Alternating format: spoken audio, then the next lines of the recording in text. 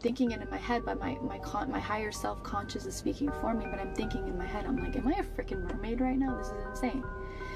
So I go and I tell Derek, who was doing it for me, I go, well, I'm a mermaid. And I go, I live here. And he's like, okay. And so I realized that the reason why I've been scared of the ocean is because in that life, I had a trauma with the ocean. I didn't want to be there.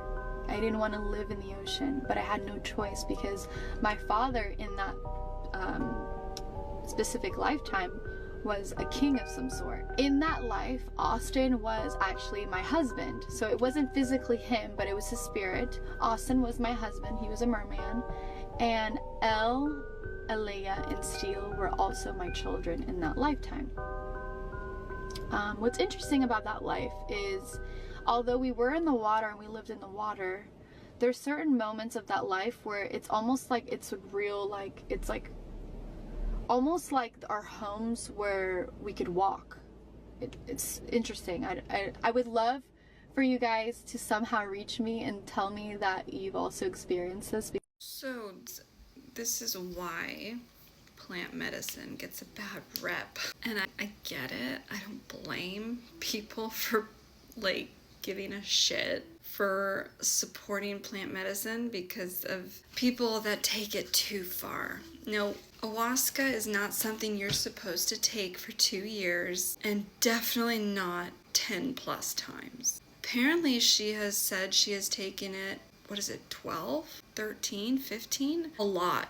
It is over 10 times, guaranteed. I know that for a fact. I know it was, I just don't remember exact, but it was over that much. And it's something like, whoa, baby, cool. I'm sure that is so neat. I didn't miss it. I saw it in the reflection. You can't have everything you see on TV, my love. I know, life sucks. It's okay.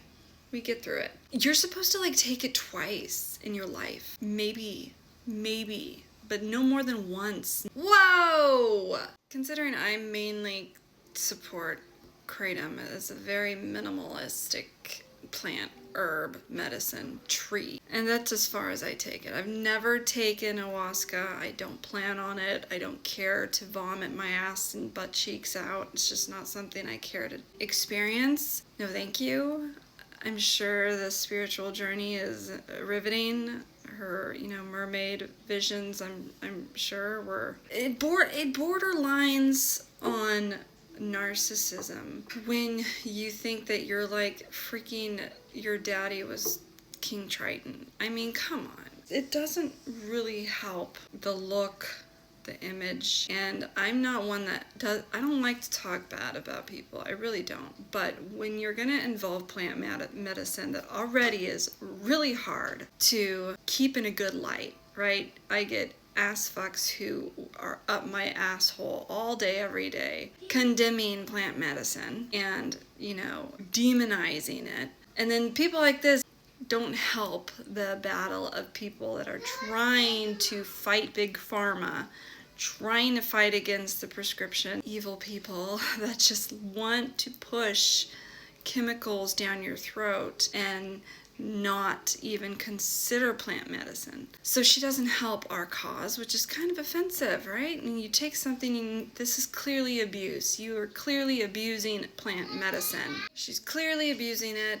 This is something historically you're not supposed to take that much. And when it's over 10 times and it's not even legal in the United States, I hate to give it to the guy who's the cheater here, but you kind of handed him this one. I don't like doing it, but you kind of gave it to him on that one. Not that it justifies his bullshit, but you went down a road you shouldn't have, and it doesn't help.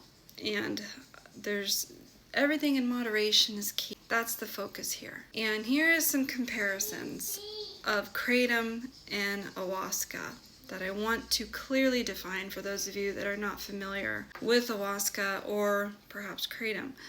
They're not the same. They're very different when it comes down to what it is, just the difference of one reacting on your nervous system and one causing hallucinations, one in smaller doses causing, a stimulant in higher doses causing total visions and tripping episodes. And you can even compare it to ketamine if you want to compare ayahuasca and ketamine. Those are also very different. And so if you want a comparison of that, I can also add that here as well. But you would have to pause and screenshot because I'm not going to keep it here for too long. But even that is very different. And I have taken ketamine by a prescription doctor for my therapy, for my CPTSD. That was very much in a controlled setting and prescribed. Something that is definitely something that helps minimally. And again, doesn't compare.